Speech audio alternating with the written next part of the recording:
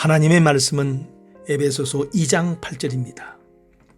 너희는 그 은혜에 의하여 믿음으로 말미암아 구원을 받았으니 이것은 너희에게서 난 것이 아니요 하나님의 선물이라.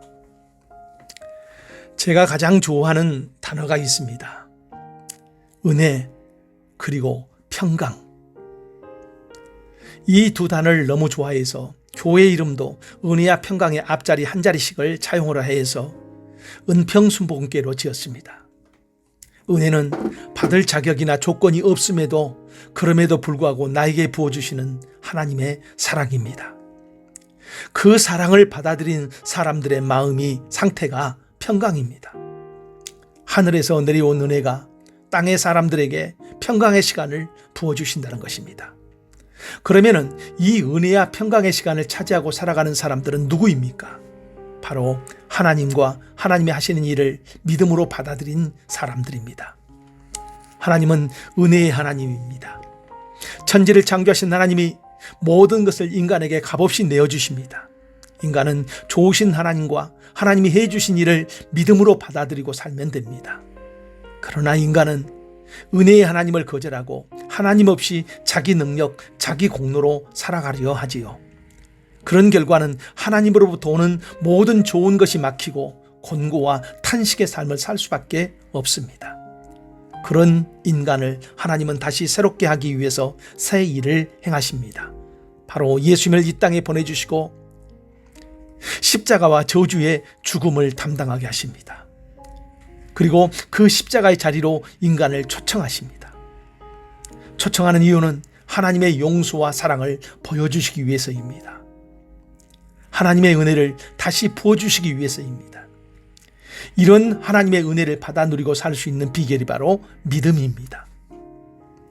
너희가 그 은혜를 인하여 믿음으로 말미암아 구원을 얻었나니 이것이 너희에게서 난 것이 아니요 하나님의 선물이라.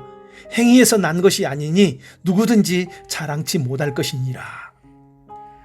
어느 분이 이렇게 설명을 합니다. 우리에게 내미는 하나님의 손이 은혜입니다. 그것을 받아들이는 우리의 손은 믿음이라고요. 참 멋있는 해석입니다. 믿음이란 무엇입니까? 하나님이 하신 일이나 말씀을 내가 그대로 받아들이는 것입니다. 예수님은 하나님이 보내주신 구원자이고 하나님이 하신 가장 위대한 일입니다. 이 예수님과 예수님이 하신 십자가에서 우리를 위하여 행하신 그 일을 믿음으로 받아들인 것입니다. 구원은 우리가 무엇을 행해서 이루어지는 것이 아니라 이미 하나님이 구원을 이루어 놓으셨습니다. 다 이루었다 선언을 하신 것입니다. 그리고 이 구원을 하나님이 은혜로 우리에게 선물로 주신 것입니다. 우리가 이 땅에서 해야 할 가장 위대한 일이 있습니다. 그것은 바로 하나님이 행하신 그 일을 믿음으로 받아들인 것입니다. 이것은 어떤 일보다 우선시 되어야 하고 귀하게 여겨야 할 일입니다.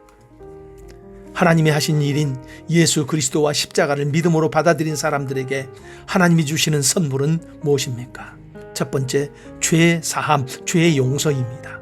그 아들 예수의 피가 우리를 모든 죄에서 깨끗하게 하실 것이요.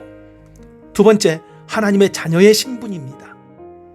영접하는 자, 곧 그 이름을 믿는 자에게는 하나님의 자녀가 되는 권세를 주셨으니 약속해 주고 있습니다. 세 번째, 하나님의 상속자입니다.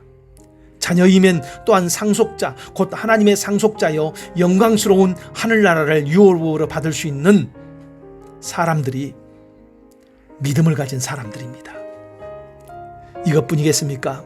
로마서 8장 32절에는 자기 아들을 아끼지 아니하시고 우리 모든 사람을 위하여 내어주신 이가 그 아들과 함께 모든 것을 우리에게 주시지 않겠느냐 말씀하고 있습니다. 우리가 이 땅에서 가장 복되고 가치 있는 삶을 사는 비결은 하나님을 믿는 믿음으로 살아가는 것입니다. 하나님은 오늘도 믿음의 사람과 함께 해주십니다. 그들을 아름다운 땅으로 인도하십니다. 그 사람이 바로 당신이기를 축복합니다. 기도합니다. 하나님 감사합니다. 오늘도 하나님의 은혜를 믿음으로 받아들입니다. 우리 마음에 평강이 넘치는 하루가 되게 하옵소서.